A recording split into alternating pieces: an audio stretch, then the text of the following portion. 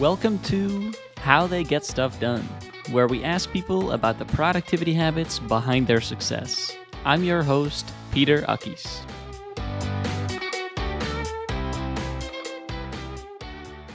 Hey folks, today's guest is Francesco D'Alessio. Francesco is the creator behind the Keep Productive YouTube channel, where he helps 200,000 subscribers find the most suitable productivity tools for work and life. Like myself, Francesco is an online course creator. For example, he offers courses on the productivity tools Notion and Obsidian. Francesco also recently launched Keep Focused, a second YouTube channel with an accompanying community with a focus on productivity tips rather than tools.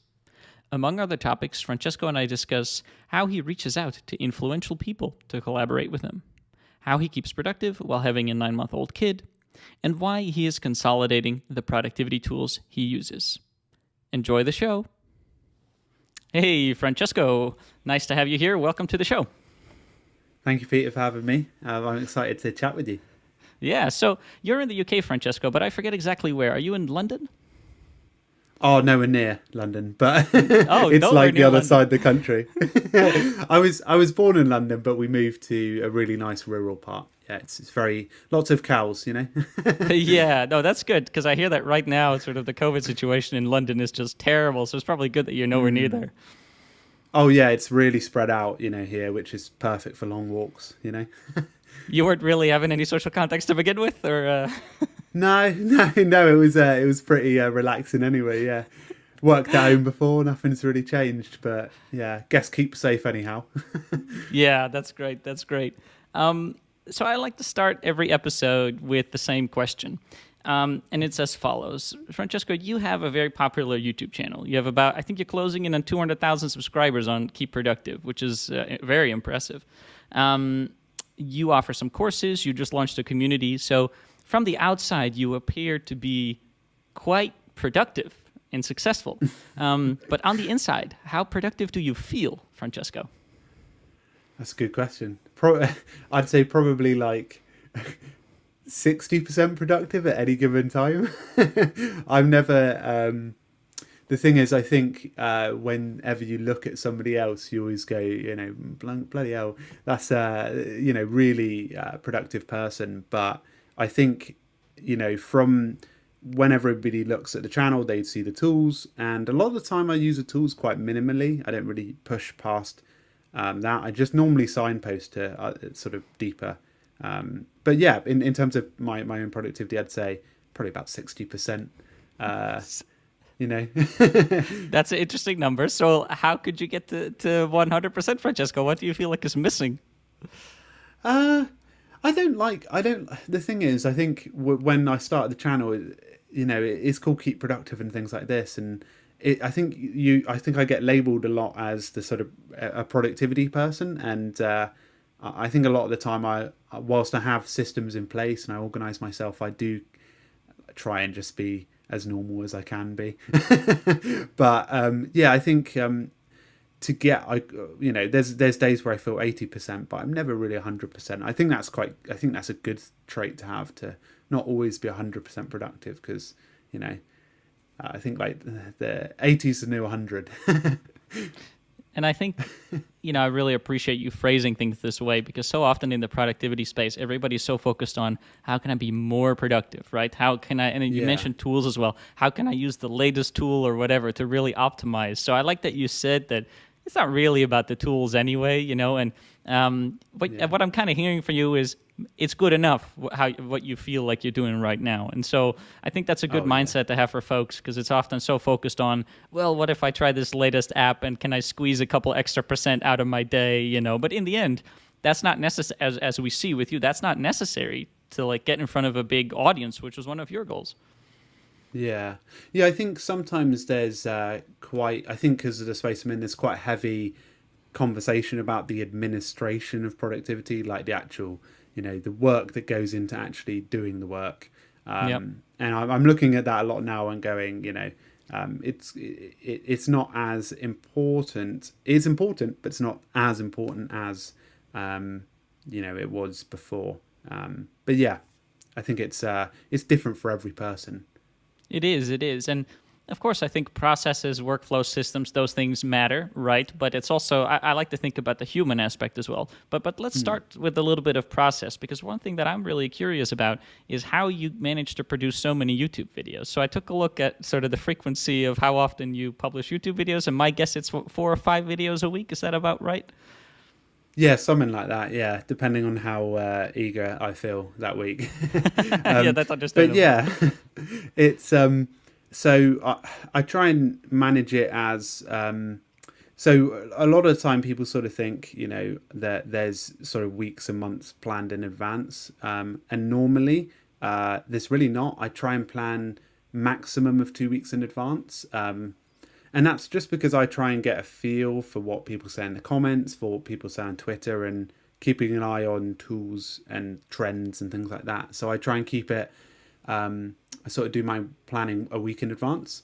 And, you know, there's other factors. But yeah, no, I mean, I've only recently hired an editor to help me out with them. But before November of this last year that's gone, I was doing the majority myself.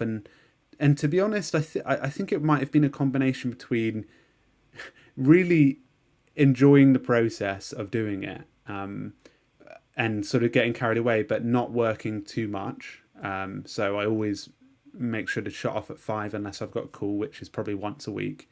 And a combination of, like, I'm not too bad at the editing software, so I'm quite fast on it, I think, over time, just from experience. But yeah, I think that frequency's gotten to a really good level, and I think as well people have to look at the complexity of videos compared to, say, bigger creators. The channel's not very visually creative, so to make a video is not as, the man hours aren't too large when, you know, setting up. Yeah, you're not producing Lord of the Rings films here, so that's obvious. No. But Yeah, at the same time, you know, for someone who's not used to video, it may seem like a lot of work, you know, and I think yeah, I guess, you work very hard. What I would really like to hear is can you kind of describe for us the process of making a YouTube video, from you get an idea for a video to you publish it on your YouTube channel? What are kind of the steps that you go through, and how long does that process take? You know, do you do it all by yourself? You said you work with an editor now. Yeah, it's I guess it's a weird sort of process because it's quite real time. But so say for example today, I'm going to be doing recording tomorrow. I'm trying to do like theming. So on Tuesdays, trying to film the majority of the stuff, so that, for example, because I actually share a room with a little baby now, so trying to get him down for a nap. So it's like I'm trying to like work out a way that I can like film all my videos in one day, and then actually just so that he can nap in here whenever he likes without me having to shift base. So I'm trying to record on a Tuesday, which gives me sort of Monday to script. And normally the ideas pour out on the weekend on a run. You know, I think on walks sometimes, like what I'll do is I'll just capture it inside of a to-do list application and be like, right, you know, this is a good idea, or somebody's doing this, so I'll maybe do something similar. So I'm just capturing it, scripting it, and then it goes to filming it on that one day, and then editing and preparing it. So me and the editor now share the duties, 50-50 split. So I'm still doing a good amount of editing, but I enjoy it, so I don't necessarily want to let it go now.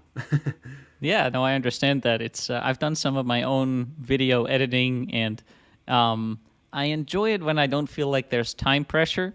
So when I'm like really keen to get a video out fast, I don't really enjoy doing any editing, you know, because it is depending on the video that you're doing. Like I recently did one where I showed people a little bit behind the scenes of how I make money selling online courses, and I showed the back end of my course software, which included a lot of student names and email addresses and stuff. So I had to blur all of those out. Yeah. And Peter, who was recording the video, he didn't care about showing these things. He didn't, but Peter, who had to edit this video, spent quite a lot of time blurring everything out. So Future Peter was feeling the pain. Future Peter was feeling the pain. Yeah. It's interesting that you do some of it yourself. I do think it also helps with staying engaged, right? I feel like when you hand something off permanently, you kind of lose a little bit of the sense of like what's possible, right? Or like what is the creativity that you want. That's it. Yeah, I mean, I think that side of it, I enjoy it, so I don't necessarily want to let it go. We are expanding our sort of channel. We're going to try and make more channels, so keep productive and then keep focused. Hopefully there'll be about 5 or 6 keeps by the end of the year. Wow.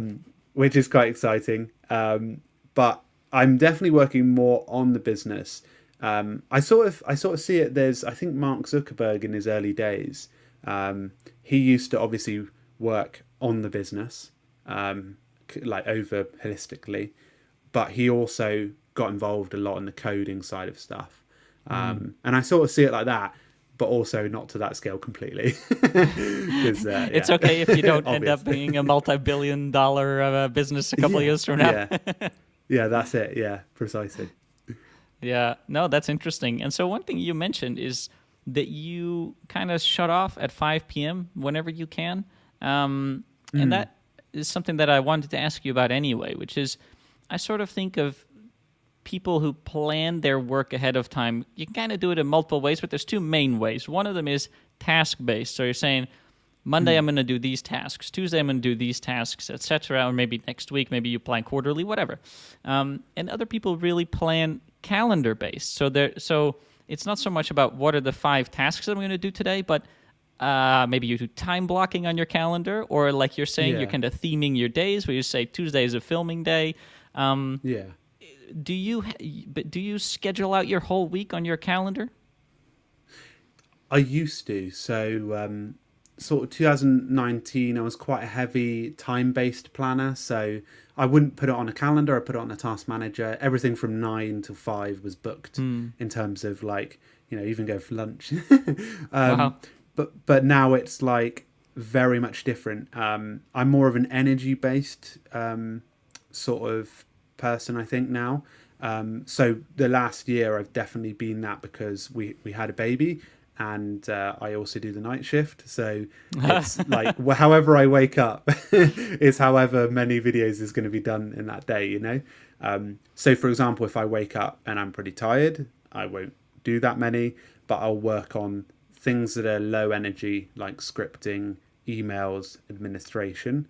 If I wake up and I'm feeling sort of meh, I'll maybe complete one and do some medium level tasks, writing or planning, things like that. But if I wake up and I'm like, wow, 3 days of great sleep, I will go at the videos like crazy.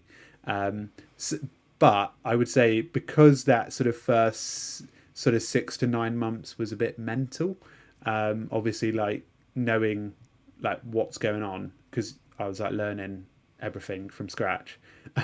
I'm now moving to more of a theme base, because in the next couple of months my wife will be back off maternity and things like that, so I need more structure in the day. So I think sometimes I learned from something I learned from myself was, you don't have to set yourself as that specific character. Sometimes when life comes, then sometimes you can be a different type of person, if that makes sense. It does. And I love the self-awareness also. So a lot of the times students of my courses will ask me, or people will just email me or reply on YouTube, and they'll be like, Peter, what is the best way to plan my week? And, the first question, like if I engage with someone, is, okay, tell me more about yourself. Because, you're constrained, Francesco. One of them is that you have a kid. You said 9 months old now? Is that what you said? Yeah. So that provides certain challenges in your life, and if you'd stuck with exactly what you were doing in the past, it may not work so well right now. So what is the best way for you to plan your work varies depending on your life situation, but can even be sort of different for the same person in different time periods. And so I think that's something people should really take into account. I do like what you shared, because people often ask me, oh, Peter, you suggest this, but I have kids that won't work for me. What should I do? So now I can point them to you and be like, Francesco has kids, go listen to him. Yeah. It's but the thing I'd say there is that like I've been getting a lot of advice over the last like sort of 2 years from other sort of dads. So I've been like preparing for it as much as I can. But I wouldn't say by any means like the thing is like I'm not doing the day shift with him. I'm not doing a lot of different things during the day with the Otto. So at the same time, it's I would say it's definitely something I'm not, I'm very lucky to be working all day, versus how do you say it, like constantly managing that aspect.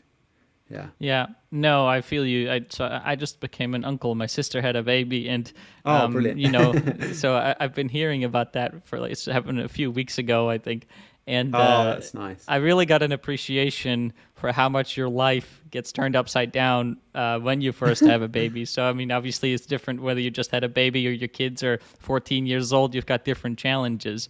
But yeah, I can see how, just like I said, your self-awareness is so helpful, being able to say to yourself, you know what, these are my concerns. How can I change the system that I was using to work for me right now? So when you do these themed days, are you working through a list of tasks that you said, you know what, like these are the things I'd really like to film today? Or is it very much in the moment where you decide, I feel like doing this particular video? It's normally quite planned. So, for example, today I would have been doing scripting for the videos this morning. It really depends on if there's something in that day where I'm like, wow, this is on the trend, then I'll definitely be quite nimble with it and quite fast. But I think that's something that I'd say that over the years I've been not too bad at is I guess being nimble with the whole setup stuff. So I keep it as simple as I can, and like I don't have like a whole rig setup or anything like that. I've just kept it fairly basic, and it means that I think I only learned about it recently. There was something that Thomas Frank shared in one of his courses about the 20-second activation energy, something like this, where if you're 20 seconds away from being able to set something up. So, for example, if you can't set your camera up and your microphone and all that, not all of them, but maybe each thing in 20 seconds, then it helps to reduce that time for you to actually do it. Whereas if you make large barriers to entry, like it takes hours for you to get everything set up, then it really slows you down. So I didn't know I was doing that before, but I think I was doing a little bit of it at least. So I try and keep as nimble as possible with it. Yeah, man, you have no idea how much that resonates with me. There's been so many times when I've gotten so frustrated because I had a fantastic idea while I was showering for a video or something. And then I would go into my sort of room and I would drag around my lighting, and I would like, at some point I got a teleprompter. So at some point I even had to like work on setting the teleprompter up, and then I'd write the script for it and stuff, and make sure that it's quiet. And by the time that I'd done those things, I was stressed out and no longer excited about recording the videos. So I love this concept of lowering the barrier to entry, because I've learned the same thing that you have now. Is like, what I did is I just moved to a different space to record, where I can keep my setup permanently around me. So it's like, turn on the light, turn on the camera, plug in the microphone, and let's go. On the go, yeah. Yeah. And people also don't really care that much, right? So people don't, like, it's great if you look as if you're on TV and people put makeup on you, but if you don't, people will still watch your videos. Yeah. Well, the thing is, I think there's definitely a market for that.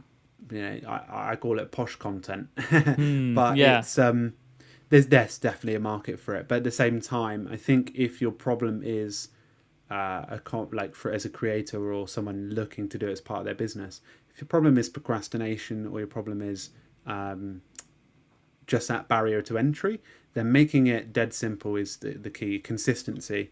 Because I've always had a really simple setup, whether it's like a Motorola on a tripod.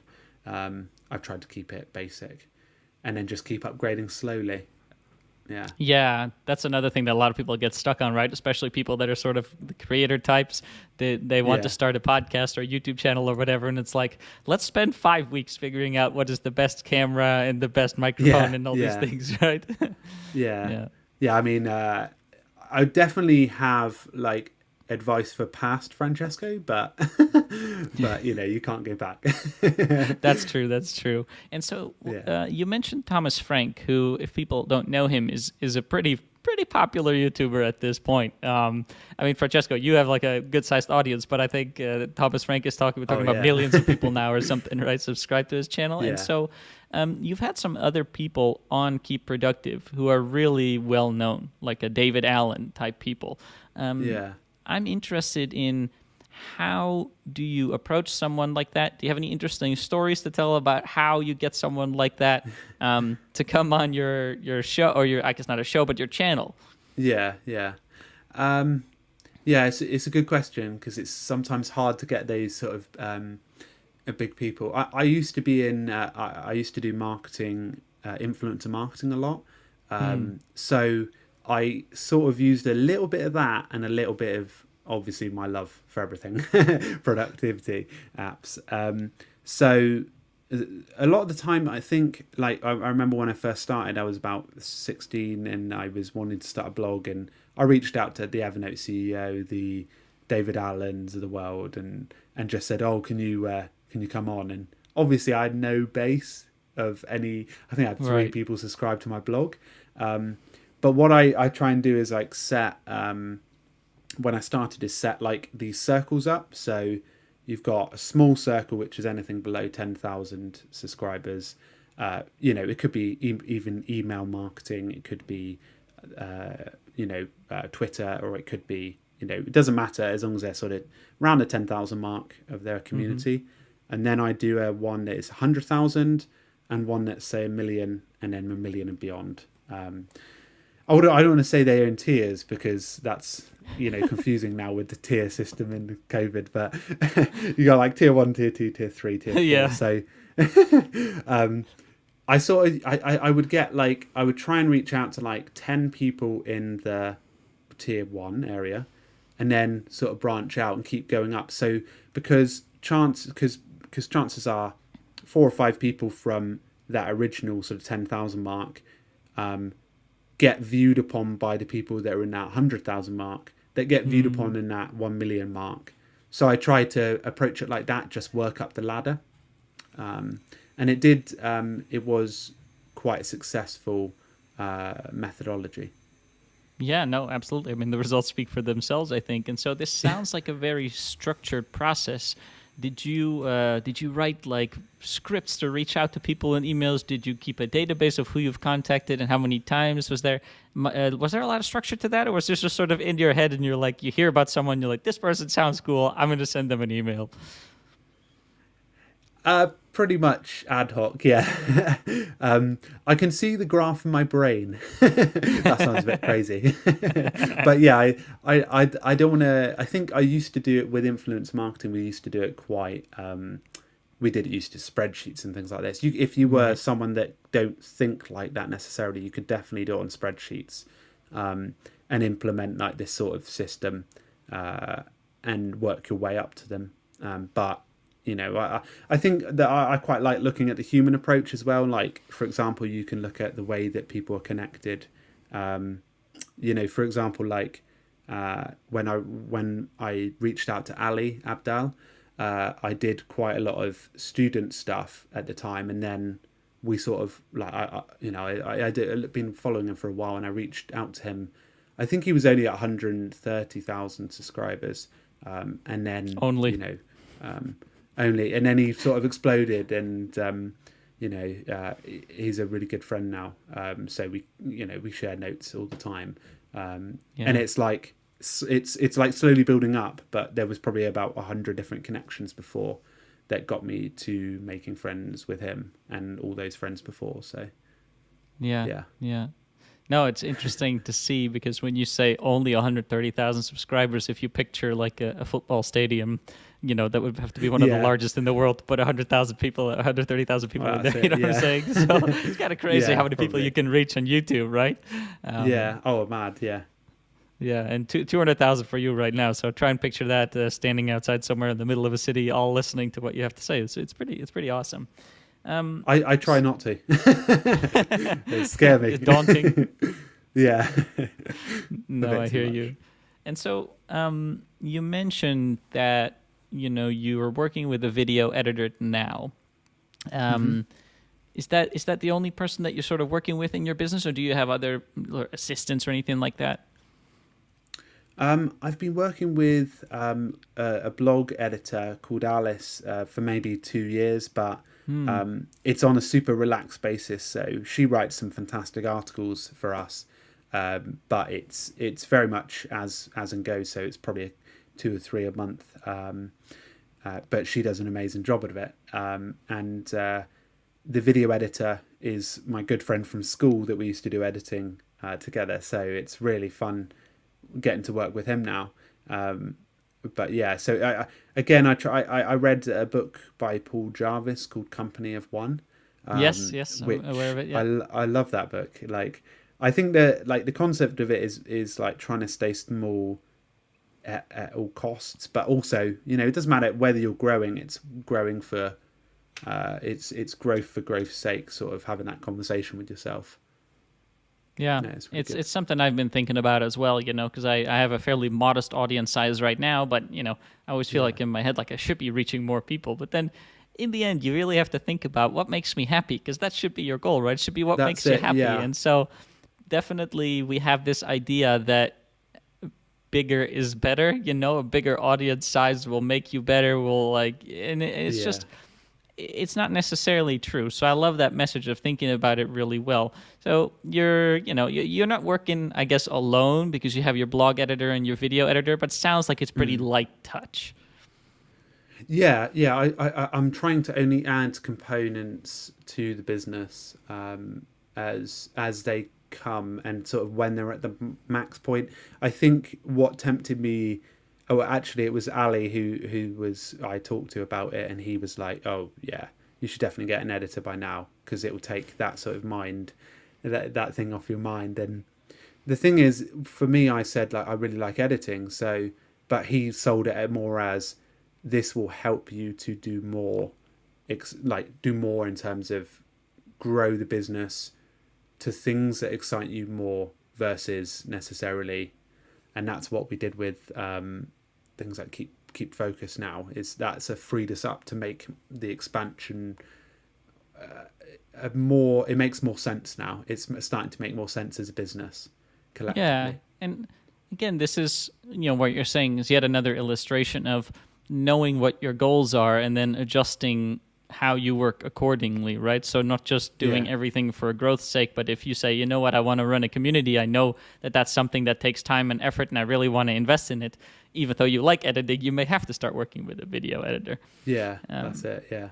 Yeah, so when you're collaborating with your video editor, let's talk tools for a little bit. Do you use any collaboration tools there? Because I get this question all the time. It's like, Peter, you teach me how to use my task manager for myself, and it's so handy. But I don't work in the bubble. I work with other people. So what do you use? So I want to ask you, Francesco, do you use any tools to collaborate with folks? Yeah, we mainly use Notion. So with Alice, our blog editor, we plan and organize articles together. I brief her, she writes the piece, and then that's how we sort of work together on that one. And it's a very simple table. It's nothing too advanced, but it gives us a chance to see what's coming up and things like that. And with Steve, our video editor, he works with Notion, and we use a timeline view, just because I think it's more visual for him to be able to see what's coming up. But yeah, that works wonders. And apart from that, we use Twist to communicate, just because although we're something like 10 miles down the road from each other, and we can't see each other anyway because of the rules, so it's sad in itself. We still try and communicate asynchronously so that we don't interrupt each other's evenings and time off and things like that, just because yeah, it's nice to spend that time with family and friends. So if we Yeah, can spend with them, under normal circumstances. yeah, the normal, So, yeah, so you brought up Notion, and I love talking about Notion because Notion is huge right now. You know, this is a lot yeah, of people are using Notion in many different ways. There's kind of people I think like me and maybe you're a little bit more into Notion, but like I use Notion basically only to keep track of my monthly expenses. So recurring expenses I have every yeah. month, I have those in a nice sheet. I mark which ones are like active subscriptions, which ones are not, which ones are business costs, and it just sums it up and says, okay, this is the Oh, that's total amount of handy. money that are my fixed costs every month. Yeah, It sounds like you know you're collaborating with other people, so you're using it a little bit more. But there are people who will put their whole life in Notion, and so I know that you recently did some videos talking about how you're using Notion less and Evernote more. Am I describing that correctly? yeah, yeah. You are, yeah, yeah. I think I try and always advocate for like to use a tool as long as you can. And for Mm-hmm. someone to do that, it requires a lot of research because you have to find something that tends to fit like sort of two life jumps. Like it could be anything from becoming a student at university to retiring in later life. So I think sometimes you have to find a tool that you can use for as long as possible. Because I think switching in itself is a productivity problem. Like if we switch, it's like moving house. Like you have to take everything with you, and sometimes there's fees involved, and it can be quite stressful. So although obviously you can see the lovely house and things like that, of course, it can still be stressful to set that all up. So I try and say, right, stay as simple as possible, and that's what I try and do for myself. I think every time I do, every 3 months I do like an audit of what tools I use and how I use them, and 90% of the time everything's fine. I just need to tweak one or two things and carry on. It's only a 30-minute session, but basically there was a time period middle of the year where I was going, am I really maximizing this tool to its ability? No. Why am I using it? I'm not sure. So I just said, right, let's use this for work, which I already had set up, and let's move some of the stuff that I had very basically set up over to Evernote, which I've been using for 8-9 years. Yeah. And yeah, I think I tried to explain it, and like you messaged me, like the comments, sometimes people don't necessarily understand, because I think I feel bad sometimes about saying some of this stuff, because I'm also got a lot of people onto Notion and I want them to stay, but it's at the same time, it's I think sometimes when people say you're switching, it's sort of like I want to share what tools I'm using, and sometimes it doesn't have to be the creme de la creme of the apps, Sure. but I definitely think Notion is the future of apps. Yeah, it would just be interesting how it plays out, for No, sure. absolutely. And, you know, obviously, being a YouTuber myself, I really recognize myself in what you're saying, that like people will go, wait, what do you mean, Francesco? You were like telling me how you can do so many cool things in Notion, and all of a sudden you're not using it anymore. What's going on, Yeah, man? yeah, That's that's very it. common. And so one thing I try to always remind people of is like, listen, I'm just sharing what I've learned. And it's a good thing that That's I it. keep Yeah, learning, because otherwise it'd be very boring. So if you watch one of my videos from 2 years ago, it may not necessarily reflect my current opinion. And that's yeah, a good thing. You shouldn't want it to, because yeah, otherwise there wouldn't be any growth. So yeah, so I actually really appreciate that you went on your channel and explained to people, listen, I changed my mind about this. I'm doing things a little bit differently now, and here's why. Because I think it's yeah, very instructive, and it can get people to reflect on which tools they are using, and especially like you're saying, whether maybe they're getting a little too hung up on the tools, procrastinating a little bit with like moving houses, yeah. like you're saying, of their tools. Yeah, I think as well, like there's I think whenever, like, for example, it's probably happened in 2012, 2013 with Evernote, is when a tool becomes so big like Evernote did, and Notion has, there becomes a lot of influence around you to use something like that. Hmm. And if you're not, and you're using an older system, it can be a negative connotation. But I think like Notion, if you go on YouTube, if anybody follows productivity tools, chances are there's probably how I use Notion by some of the big YouTubers now, and you're like, whoa, okay. I'm surprised folks like Marquez Brownlee are going to be posting their videos soon about it. I'm about sure Notion, you must.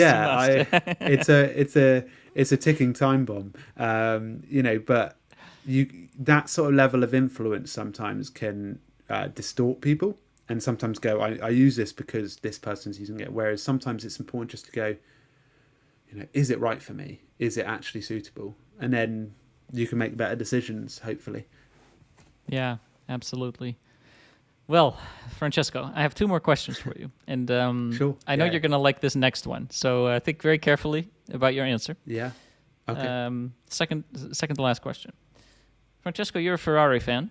I offer my condolences for you being a Ferrari fan. Yeah. Who is going to be the next Formula One world champion after Lewis Hamilton? These are great questions. That's a tough one. It really depends. If Red Bull was still in the same position, it's easily Max Verstappen any day of the week. But if... I think it might be Leclerc, I'm going to say Leclerc because I'm a huge fan. I knew you would say Leclerc. but I mean, if I would say if Russell goes to Mercedes, he'll win, and they're in the same position. If Gasly goes to Mercedes, they'll win as well. He'll win, but he'll beat Russell. Yeah. So there's a couple options there.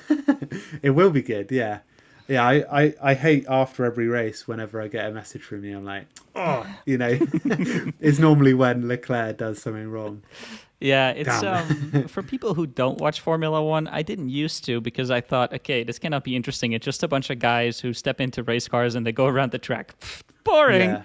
But the more I learned about the sport, there's so much going on. There's a lot of strategy involved too. That's the part that I find interesting. So like, there's, these big teams, they'll have 50 strategists during a race running computer models trying to figure out like what is the optimal thing to do. Yeah, it's mad. And like the weather and I think the best thing about lockdown, the first one, was that my wife got into F1 and it was amazing. Like she wants to watch every race with me now, and it's great but now she understands all that sort of detail stuff. It's great. It's crazy. It's brilliant. Yeah, it's more fun. I think that's a good lesson for life in general. Things tend to get more fun when you understand them better. There's more to appreciate. Yeah, definitely. Cool. Okay, final question, Francesco. Where can people find more of your stuff? Is there anything in particular you'd like them to check out? I mean, I guess if they're new to the whole Keep Productive concept, then definitely take a YouTube of Keep Productive. We're launching another channel called Keep Focused, which is basically the same sort of channel, but instead of talking about apps and tools all the time, we're going to be talking about processes and frameworks and like the actual work side of stuff. So that should be a bit more focused in the near future. But if they want to join us there, that'd be amazing. But thank you for having me on, Peter. It's been a good laugh, as well as I've learned stuff from you as well before the calls. Great. Well, thank you so much for being here. We'll make sure that we put links to your channels and your community page in the description so listeners can find that. Thanks very much, Francesco. Thank you. Hey there. I hope you enjoyed this episode. If you'd like to get more organized and be more productive, check out my courses. They're over at peterakis.net. You can also subscribe to my newsletter, in which I share my insights on productivity with thousands of subscribers every Sunday. Thanks for listening, and have an awesome day.